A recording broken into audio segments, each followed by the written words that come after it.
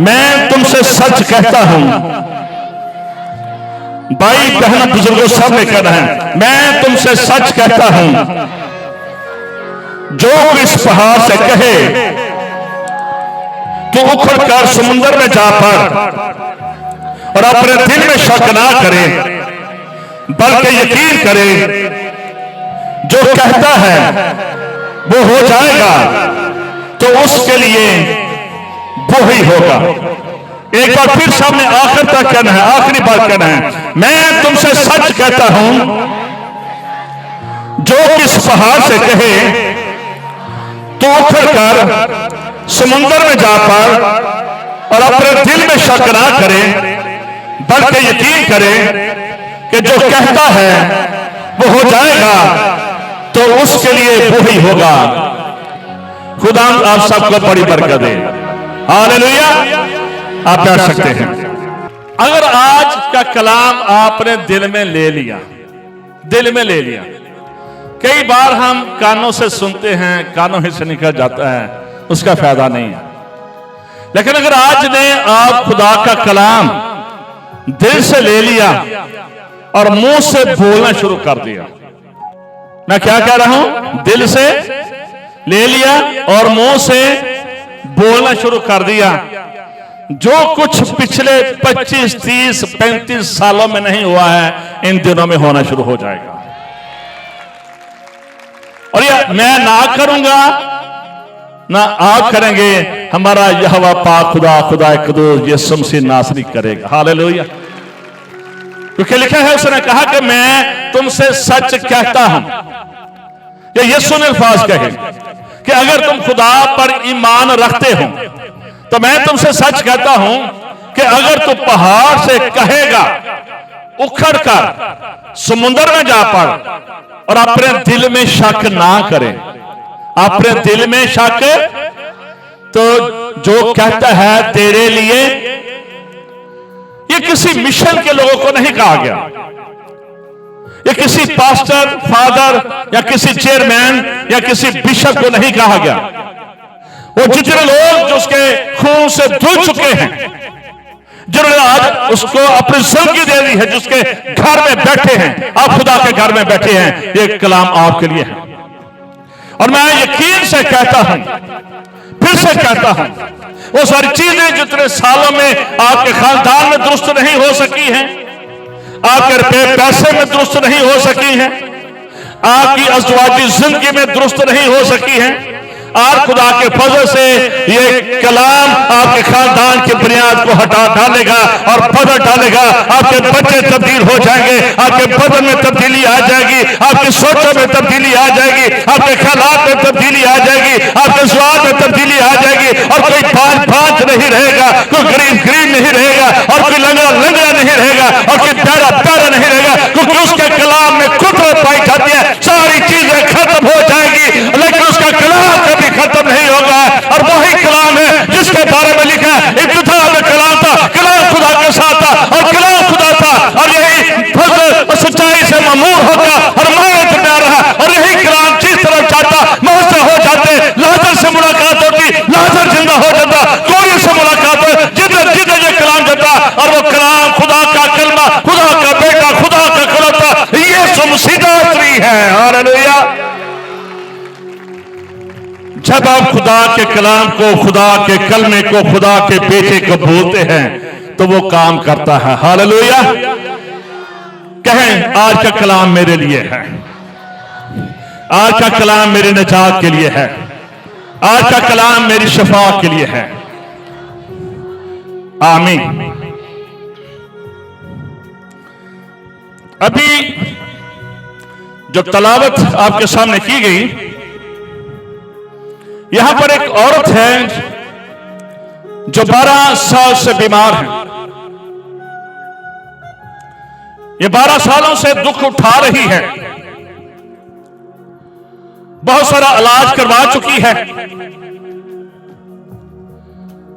इसकी बीमारी ऐसी है कि अगर ये घर में किसी को छू लेती है तो वो चीज नापाक हो जाती है। कोई चीज इसे छू जाती है तो वो नापाक हो जाती है। ये पब्लिक के बीच में नहीं जा सकती है,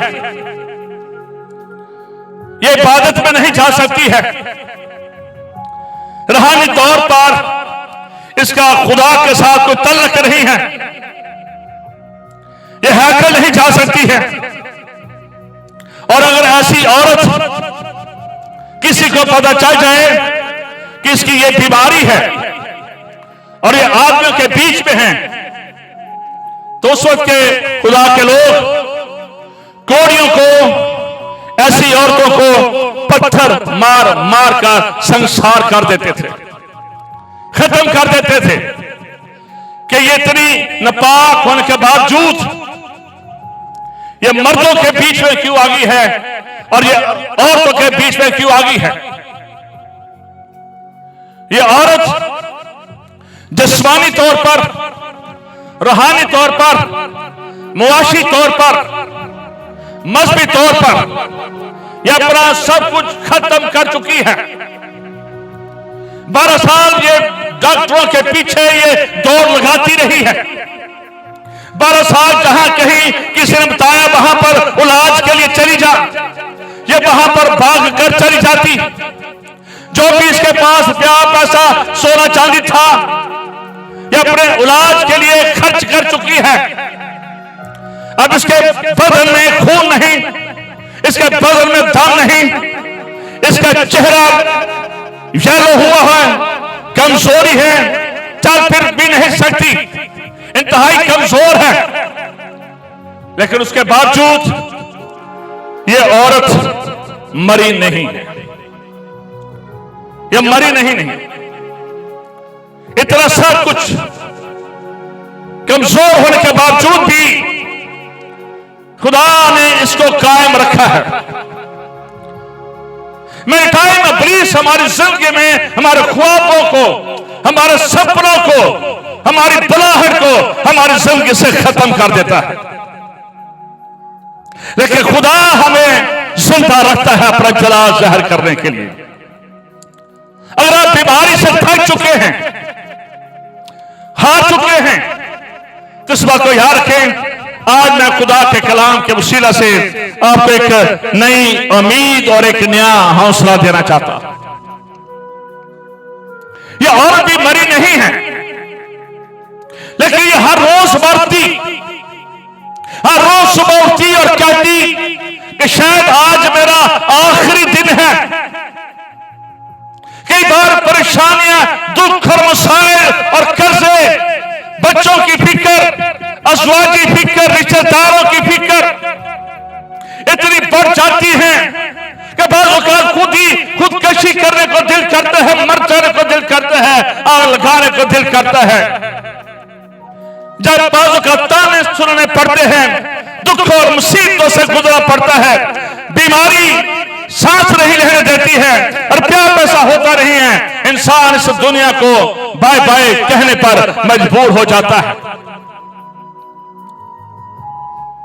और जैसे ये पाकिस्तान के हालात, ये पाकिस्तान के महंगाई, खबर रोज पढ़े तो रोज पता चलता है, माँ बाप ने अपने बच्चों को नहर में फेंक दिया, जहर दे दिया, रोज कोई ना कोई गुरबत की स्टोरी सामने आ रही है। रोज को लोग की कहानी जो कोई YouTube, Facebook या खबरें सुनते पढ़ते हैं तो पता चलता है कि पाकिस्तान में मौत का राज बढ़ता चला जा रहा है, बेरोजगारी बढ़ती चली जा रही है, मिसाइल बढ़ते चले जा रहे हैं और इसमें हर मजहब के लोग शामिल हैं। ये सिर्फ मसीहों के साथ नहीं है, दुख तकलीफ पूरी कौम इस वक्त, जैसे हमारे बिल हैं, जैसे हमारी माशियात हैं, इसने हर इंसान को दुखी और परेशान मेरे अज़ीज़ों कर दिया है। लेकिन तमाम हालात के बावजूद इस औरत ने अपना हाथ मसीह की तरफ बढ़ाया। इस औरत ने उसके बावजूद भी ये जिंदा है, ये परेशान नहीं है। अनाजील में इसका जिक्र मिलता है। बहुत सारे लोग हैं जिनका शिफा का जिक्र है, इतनी बदरूहें निकल गई, इतने कोड़ी पाक हो गए, बहुत कम लोग हैं जिनका यह जिक्र है कि नाम का जिक्र हो। इसके भी नाम का जिक्र नहीं है, इसकी भी पहचान शायद बीमारी रह गई है। बस औकात हमारे खानदानी हालात हमारी पहचान रह जाते हैं। ये तो मांगते ही रहते हैं, ये तो वैसा हमेशा भुखा ही रहते हैं। हमारी मुश्किलात, हमारी बीमारियां हमारी पहचान बन जाती है। इस औरत की भी पहचान शायद ये बीमारी होगी हो। कई बार लोग हमारी शख्सियत को भूल जाते हैं, हमारे प्रॉब्लम उन्हें याद रहते हैं, हमारे दुख उन्हें याद रहते हैं, हमारी तकलीफ उन्हें याद रहती है, हमारे मसाइल उन्हें याद रहते हैं, हमारे रवैये उन्हें याद रहते हैं, हमारी तकलीफ उन्हें याद रहती है, हमारी बीमारी उन्हें याद रहती है। लेकिन इंसान को वो भूल जाते हैं। इस औरत की भी ये पहचान है कि ये कमजोर हो चुकी है। बीमारी इसकी पहचान मेरे अजीजों ये बन चुकी है। 12 साल का अरसा है इसकी जिंदगी में, 12 साल हो गए हैं इस तकलीफ पे। मैंने अपनी जिंदगी में देखा है कि अगर 2-3 दिन का टेम्परेचर हो, जुकाम बुखार लग जाए तो वो इतना कमजोर कर देता है। लेकिन ये औरत 12 साल से इस तकलीफ में गुजर रही है। जो लोग पुराने बीमार हैं वो इस बात को अंडरस्टैंड कर सकते हैं कि ये 12 साल का दुख है। इन 12 सालों में न सेहत रही है, न रुपया पैसा रहा है, कुछ भी नहीं रहा है इसके पास। और फिर इससे यह खबर मिलती है यीशु मसीह के बारे में।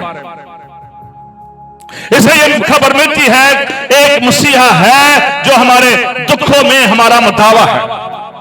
इसकी कोई दोस्त, इसके कोई रिश्तेदार कोई खबर मिल जाती है कि यीशु मसीह मुर्दे जिंदा कर रहा है, यीशु मसीह कोड़ियों को पाक कर रहा है, यीशु मसीह भूखों को खाना खिला रहा है, यीशु मसीह अंधों की आंखें दे रहा है, यीशु मसीह ने यह मौका कर दिया है, यीशु ने यार की बेटी को जिंदा कर दिया है, मुलाजिम के नौकर को जिंदा कर दिया है, लाजर को जिंदा कर दिया है। ये खबरें इसके कानों में पड़ रही थी, ये बातें सुन रही थी, गवाहियां इसको मिल रही थी कि यीशु मसीह ये कर रहा है।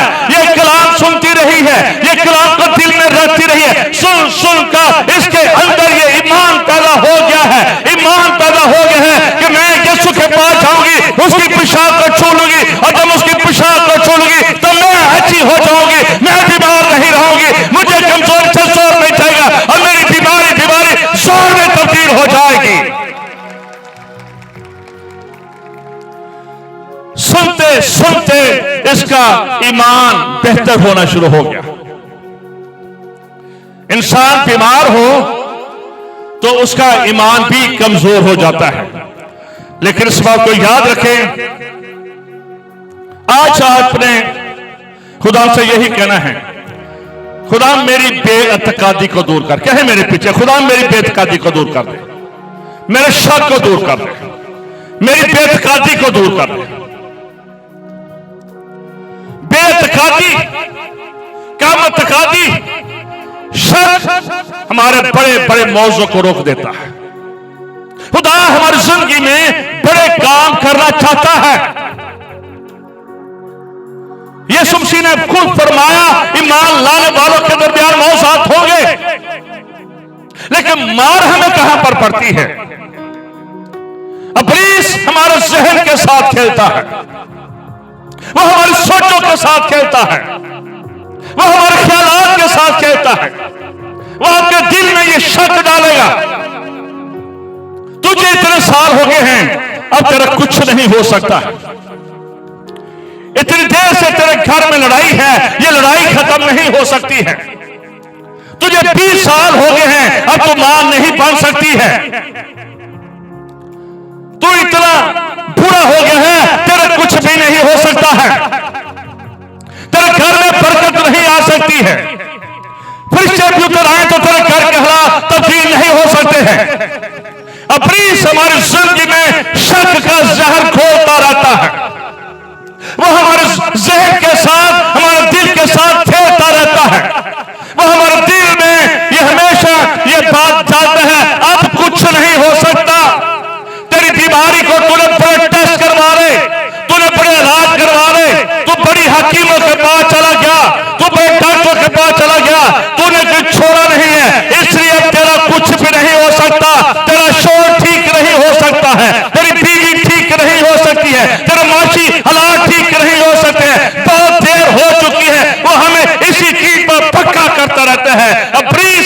जहन के साथ खेलता है।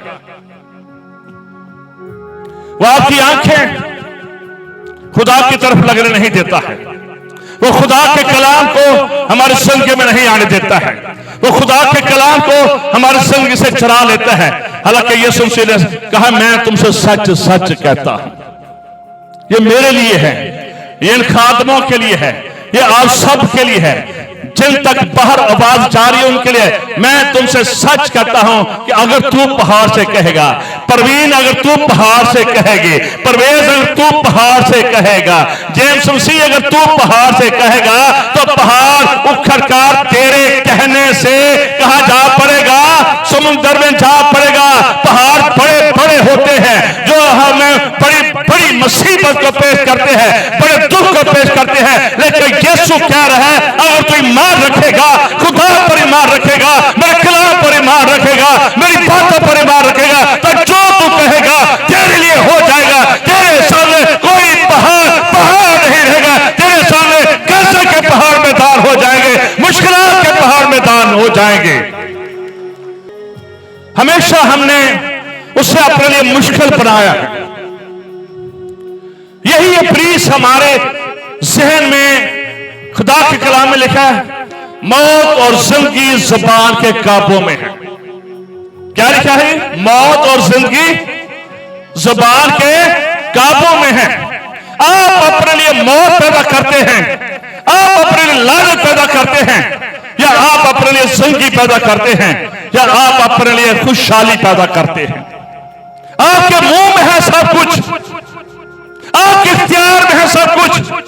ये खुदा का कलाम है, मौत और जिंदगी आपके काबू में है। अब जो कहेंगे खुदा वही करेगा। इब्लीस हमारी जहन में मौत को, लानत को, बीमारी को भर देता है। ये औरत 12 साल से है, 12 साल से। लेकिन जब इसने यीशु के बारे में सुना, जब इसने यीशु के बारे में सुना, तो इसने ये फैसला किया, इसने ये फैसला किया, इसने ये डिसाइड किया, मैंने यीशु को टच करना है। आसान काम नहीं था, ये एक बहुत बड़ा रिस्क था, बहुत बड़ा ये रिस्क था। रिस्क क्या था कि यीशु जब भी चलते, इस बात को याद रखे, यीशु के पीछे हमेशा 20-25 हजार लोग आज से 2000 साल पहले होते थे। ये पार साहब को पता है जितने बंदे इकट्ठे किए हैं, कैसे इकट्ठे किए हैं। लेकिन आज से 2000 साल पहले यीशु की शख्सियत इतनी खूबसूरत, इतनी प्यारी, लोग बरकत लेने के लिए, तालीम सुनने के लिए, मौसात लेने के लिए उसके पीछे दिन रात चलते रहते थे। यीशु पहाड़ियों में जाता, वो पहाड़ियों पर चले जाते हैं। यीशु झील में जाता, वो झील पर आ जाते हैं। यीशु बियाबानों में जाता, वो बियाबान में यीशु के पीछे आ जाते। हजारों लोग पीछे यीशु के लगे रहते थे। इसलिए यीशु को टच करना आसान नहीं था। एक औरत का बड़ा मुश्किल था। जब इस औरत ने फैसला किया कि मैंने यीशु की पेशाब को छूना है, इस पर कोई याद रखने, इसने पिछले फेलियर को अपने दिल में नहीं आने दिया। इब्लीस इसको कह सकता था, तुझे 12 साल हो गए हैं टीवी स्टेशन पर जाते हुए, तुझे 12 साल हो गए हैं कन्वेंशन पर जाते हुए, तुझे 12 साल हो गए हैं दाई चक्कियां देते हुए, तुझे 12 साल हो गए हैं खानों को खाने खिलाते हुए, तुझे इतने साल हो गए हैं, तूने बड़े कपड़े सला दिए, तूने चर्च में बड़ी चीजें दे दी, तेरा कुछ नहीं बना, अब तेरा क्या बनेगा? तूने बड़ा कुछ हैकल में दे दिया है, बड़ी जायदाद तूने दे दी है, बड़ी जमीन तूने खुदा के घर को दे दी है, लेकिन तेरा कुछ नहीं बनेगा। इब्लीस इसके जहन में पिछले 12 साल लाता होगा। नजर कर, पिछले 12 सालों में तूने कम दवाई खाई है कि आराम आया है? तूने थोड़े नुस्खे खाए हैं कि आराम आया है? क्या तूने कोई डॉक्टर छोड़ा है? आराम आया है? क्या तूने कोई सर्जन छोड़ा है? आराम आया है? क्या तूने कोई दुकान छोड़ी है? आराम आया है? क्या तूने कोई शहर छोड़ा है? आराम आया है? उसके पास नहीं थे, उसके पास फेलियर ही फेलियर थे, मायूसी ही मायूसी थी, निकामी ही निकामी थी, डिप्रेशन ही डिप्रेशन था, एंजाइटी थी, टेंशन थी, परेशानी थी, खुशहाली नहीं थी। लेकिन फिर भी इस औरत ने नहीं, मुझे कुछ करना है अपने शफा के लिए, I have to decide do something, मुझे कुछ करना है। मैंने पिछले तजर्बे को नहीं देख रहा कि मैंने पिछली बार कितनी दुआएं कराई, मैंने पिछली बार कितने मेरे सर पर तेल मला गया, उसने पीछे नहीं देखा है। इब्लीस हमेशा आपको पीछे लेकर जाता है, आपको नाकामी दिखाता है, आपको बीमारी दिखाता है, आपको पिछले हालात दिखाता है, आपकी पिछली कोशिश दिखाता है। लेकिन इस औरत ने कहा कि नहीं, अब मैंने आगे देखना है और यीशु की तरफ देखना है, अब मैंने यीशु की तरफ देखना है। इसके सुन कर लिखा, ईमान सुनने से पैदा होता है और सुनना मसीह के कलाम से। इसलिए गवाहियां सुनती रही है, फलां को शिफा मिल गई है, फलां को शिफा मिल गई है, फलां की बेटी से बुतुरहन निकल गई है, फलां से लश्कर निकल गया है, फलां 5000 लोगों को रोटियां मिल गई है, इतने लोगों ने मछलियां खा ली। सुन का इसका ईमान यहां से होता बढ़ना शुरू हो गया और इसके दिल तक जा पहुंचा है, ईमान इसके दिल तक पहुंचा है। और फिर इसने डिसाइड किया, इसने ये फैसला किया, अभी मैं अपने घर से बाहर निकलूंगी, अभी मैं अपने घर से बाहर निकलूंगी और उस पाक हस्ती को, ये औरत नापाक है, ये दुनिया की नापाक तरीन है, और इसने ये डिसाइड किया कि मैं उस पाक तरीन हस्ती को जाकर टच करूंगी। और जैसे ही से ये कदम बाहर निकाला है और जैसे ही ये घर से बाहर निकली होगी तो प्लीज इसको कहता होगा, मत जाना, तुझे संसार कर देंगे, तुझे कत्ल कर देंगे, मत जाना। किसी को पता चल गया तेरी ये बीमारी है, तुझे पत्थरों मार मार कर तेरा सर फोड़ देंगे, तुझे कत्ल कर देंगे, तेरी जिंदगी नहीं रहेगी। बार बार ये कदम उठाती थी, इब्लीस इसे कहता था तुम मर जाएगी, ये कदम उठाती थी, इब्लीस इसे कहता तुझे शिफा नहीं मिली। बार ये कदम उठा रही थी, लेकिन हर बार ये कह रही थी नहीं, मेरे यीशु ने कहा है, मेरे यीशु ने कहा है कि अगर तू पहाड़ से कहेगा तो तेरे सामने पहाड़ भी समुद्र में जा गिरेगा। मेरे यीशु ने कहा है आज मेरी बीमारी नहीं रहनी है, आज मेरी बीमारी शिफा में बदल जानी है। ये कहती जाती थी मेरा यीशु मुझे शिफा देने के लिए मौजूद है, मेरा यीशु मेरे साथ कलाम करने के लिए मौजूद है। मैं यीशु को छोड़ूंगी तो मैं शिफा पा जाऊंगी, मैं यीशु को टच करूंगी तो शिफा पा जाऊंगी, मैं यीशु की पेशाब को छूंगी तो मैं बच नहीं रहूंगी, मैं यीशु को छूंगा, हमारा स्वाति बंदा यीशु को छूएगा तो हम बीमार नहीं रहेंगे, हम यीशु को छूने से शिफा पा जाएंगे। ईमान बढ़ गया उसका, हजारों लोगों को क्रॉस करती ईमान रास्ता बना देता है। जब आप ईमान से चलने शुरू कर देते हैं, ईमान रास्ते बना देता है। ईमान आपकी जेब में एक कैश की तरह, अगर जेब में प्यार पैसा हो, दुनिया की जो चीज चाहे खरीद सकते हैं। जेब में पैसे हो, आप जो चाहे खरीद सकते हैं, सब कुछ इस दुनिया में मिलता है।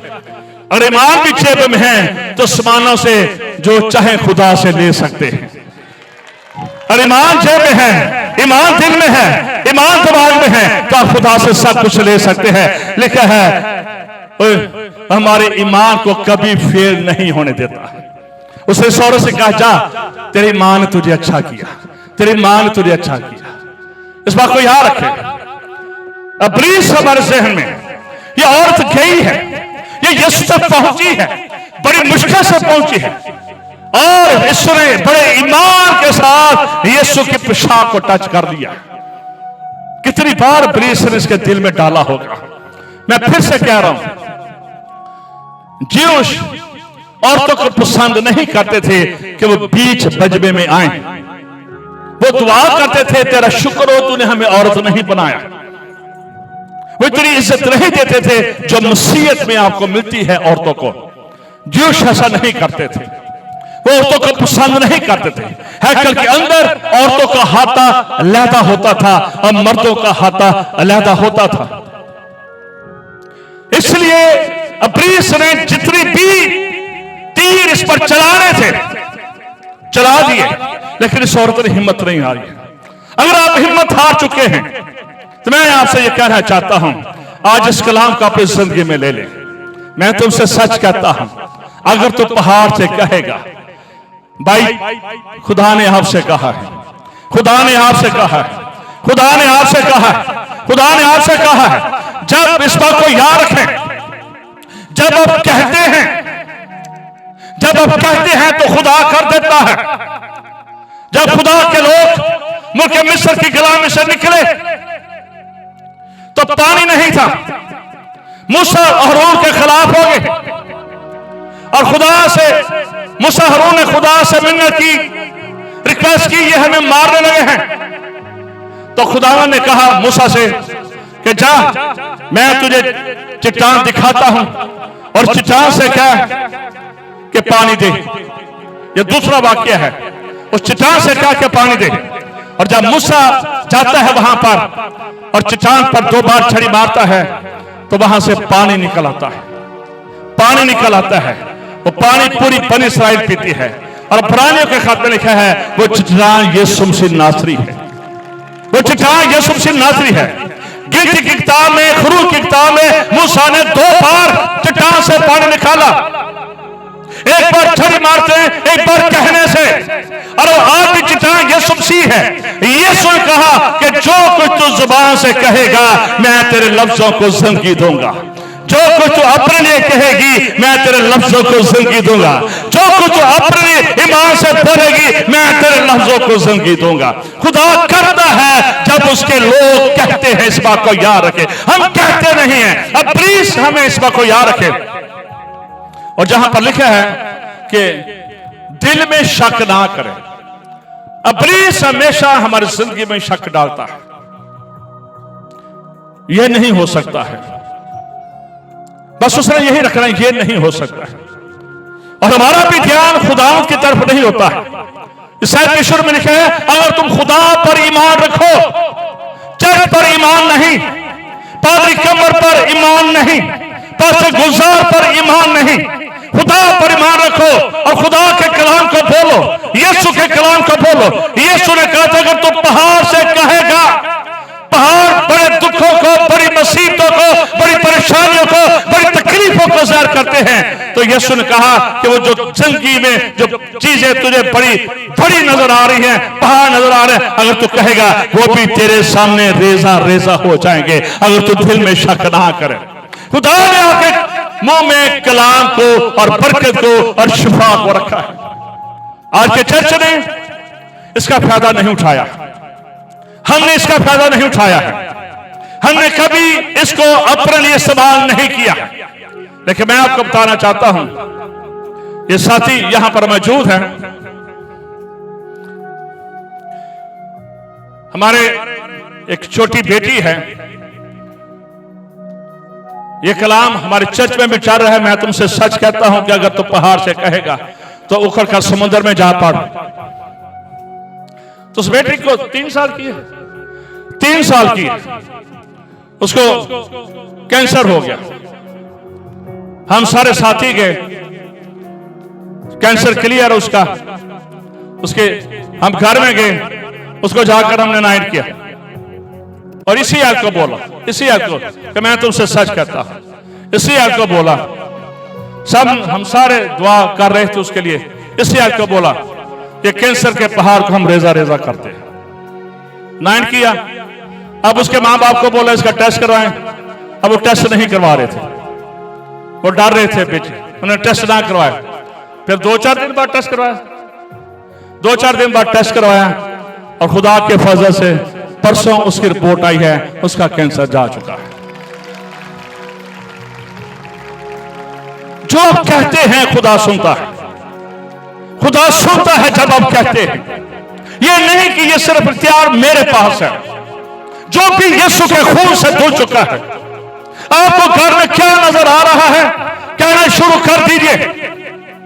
हम तो एक दुआ करके चले जाएंगे, लेकिन आप तो अपने घर ही में रहेंगे। मैंने शुरू में कहा था कि अगर आज आप इस कलाम को ले लेंगे तो 3 माह मैं आपको देता हूं। खुदा के साथ चले, खुदा के कलाम को बोले, शक को अपने बीच में ना आने दें। आप बड़े बड़े खुदा के कामों को अपने ही जुबानी देखेंगे। खुदा करेगा, लिविंग ब्रांच नहीं करेगा, पादरी कमर नहीं करेगा।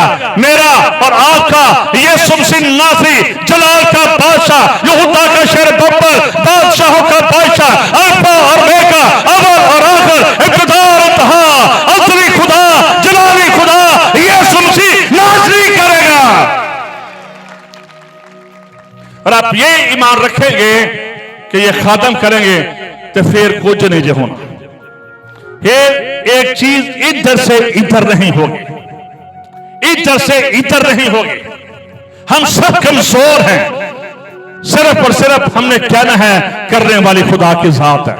वहां पर लिखा है अगर तुम खुदा पर ईमान रखोगे और कहोगे, यीशु ने कहा तुमने कहना है पहाड़, बीमारी के पहाड़, बांझपन के पहाड़, कैंसर के पहाड़, गुर्दों के पहाड़, बीमारियों के पहाड़, हर तरह के नशे के पहाड़, हर तरह की बिपतों के पहाड़, हर तरह की मुसीबतों के पहाड़, मेरे बच्चे को छोड़ा, मेरी बीवी को छोड़ा, मेरे शोर को छोड़ा, तो पहाड़ पहाड़ नहीं रहेगा, वो रेजा रेजा हो जाएगा यीशु के नाम से। ये यीशु ने कहा है, मैं नहीं कह रहा। हमारी तो अपनी बीमारियां खत्म नहीं होती हैं।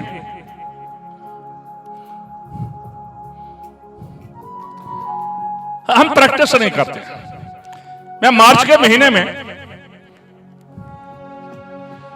दुबई चला गया, वैसे ही मूड आया दुबई चले गए। पांच साहब थे, उनके साथ वाकया थी। वहां पर छोटे छोटे घर है। उन्हें कहा अपने के जोड़े के पास रहना है, लेकिन वो जोड़ा जरा डिप्रेशन में है, मायूस रहते हैं, उनकी औलाद नहीं है। मैं क्या चले भी खुदा इन्हें नहीं रह के आए। मैंने भी उसको अपना टेस्ट केस बना लिया, ये सच है। मैंने कहा भी खुदा इन्हें नहीं रह के आए। मैं उसके घर में, क्योंकि दुबई में ना रहने का बड़ा मसला होता है, उधर छोटे घर होते हैं। मैं भी चला गया, 2-3 दिन में उनके घर में रहा हूं। अब मुझे इतनी वाकियत नहीं थी दुबई की। मैं कुड़ी क्या बेटी सी, मैं पुत्र दसो मेरिया पोतरियां ने ते उन्होंने मैं सूट साट लेना है, ते मैं कपड़े लैन जाने किधर दुकाना हूं, क्योंकि मैं करना कोई माहौल सी। उसने कहा अंकल आप इधर इधर चले जाए। चले मैं फिर का सूट लेकर आ गया। मैंने रात को ना उसके लिए दुआ की, उसको मैंने ईमान के साथ मसा कर दिया, सूट लिया, उसके ईमान के साथ मैंने अनाइंट किया उस सूट को। और सुबह जब वो दोनों इकट्ठे हुए तो मैंने उनको बिठा लिया, मैंने उनके लिए दुआ की और खुदा के कलाम को बोला। मैंने खुदा के कलाम को बोला, मसा किया, दोनों ने इस कलाम को कबूल किया। दोनों टूट टूट कर रोने लगे। उन्हें रिसीव किया कलाम को। पता कि साढ़े काम क्यों नहीं होंगे, कबूल नहीं करते, कबूल नहीं करते। पता हो कोई मसला नहीं है, इनके कलाम च फर्क है, सलान च फर्क है, कबूलियत नहीं है। मैं बताता हूं आगे चलकर कैसे कबूलियत नहीं। और फिर अभी खुदा ने उसको बरकत दे दी हुई है, सिर्फ ईमान से। मैं ये नहीं कह रहा कि खुदा ने मैंने विजन दी, खुदा ने मैंने नबूवत दी, कुछ नहीं किया। बस मैं ईमान के नाल चुक के कदम ले लिया, ईमान के साथ। ईमान से बोलेंगे तो हो जाएगा। आप खुदा की बंदी हैं, खुदा के बंदे हैं।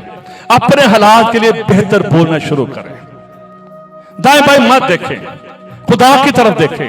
लिखा है खुदा पर ईमान रखो, खुदा पर ईमान रखो, जो कौमों का खुदा है, जो मुल्कों का खुदा है, जो वाहिद खुदा है, जो कादर मुतलक खुदा है, जो हमेशा कायम है, उस खुदा पर ईमान रखें।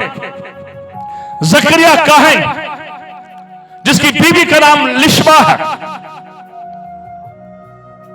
हैकल में पाक तरीन मकाम में एक हाता होता है, एक पाक मकाम होता है, एक पाक तरीन मकाम होता है, जहां पर वो अहद का संदूक होता।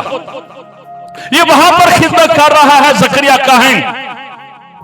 उम्र गुजर गई है खिदमत करते हुए, दुआएं करते हुए, तलियां बजाते हुए, लिबास पहने हुए, मोती सीने पर लगाए हुए।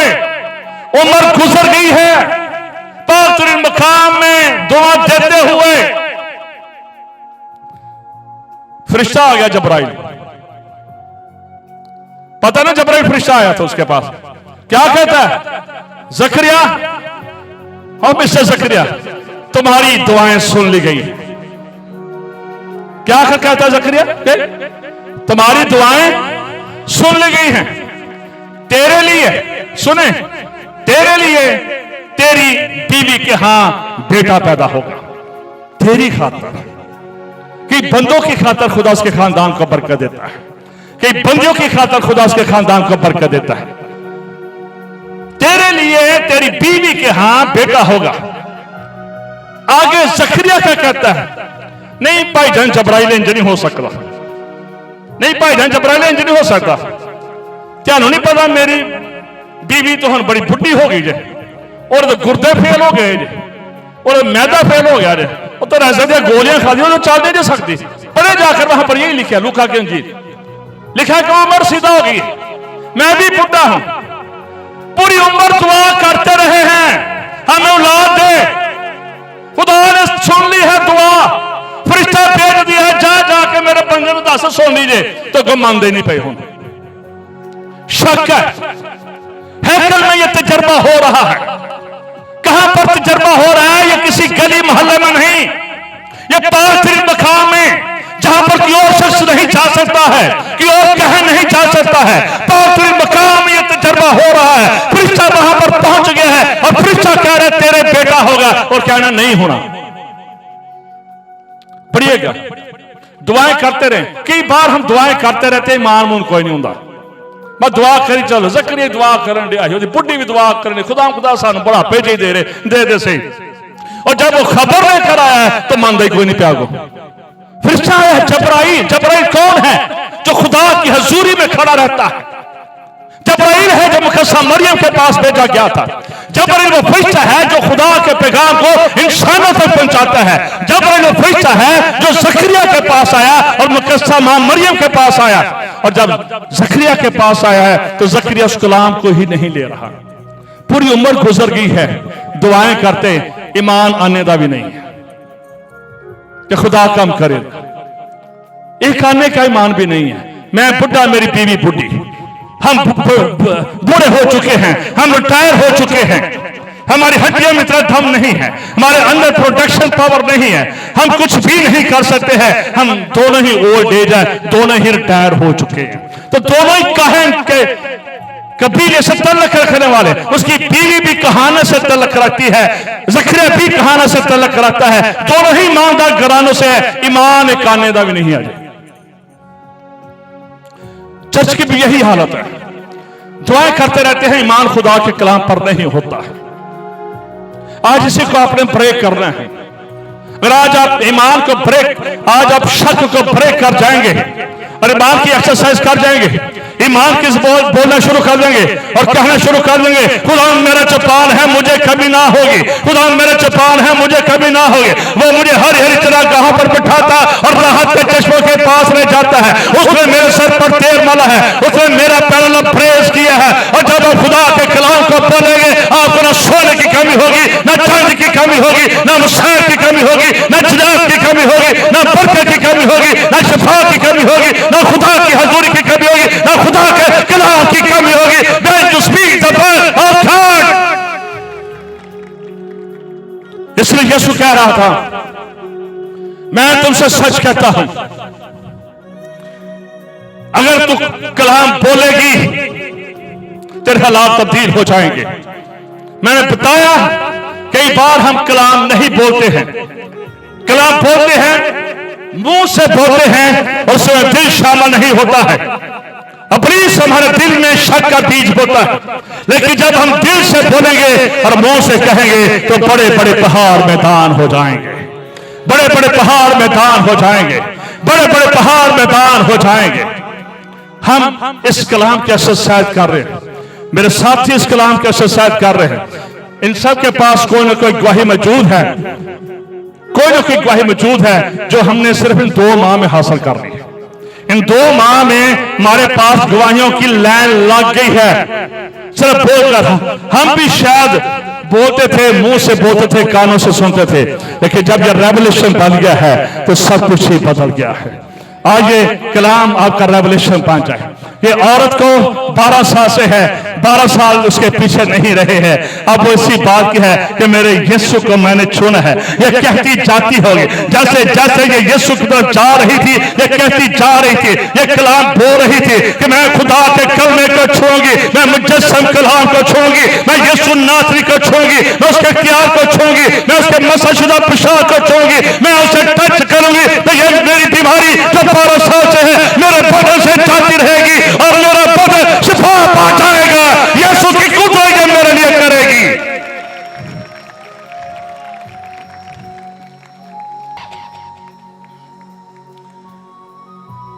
शिफा आपके मुंह में, मौजज़ात आपके मुंह में, बरकत आपके मुंह में, खुशहाली आपके मुंह में, सोना और चांदी आपके मुंह में, औलाद आपके मुंह में, मौत, लानतें, मुसीबतें, दुख और मुसीबत भी आपके मुंह में है।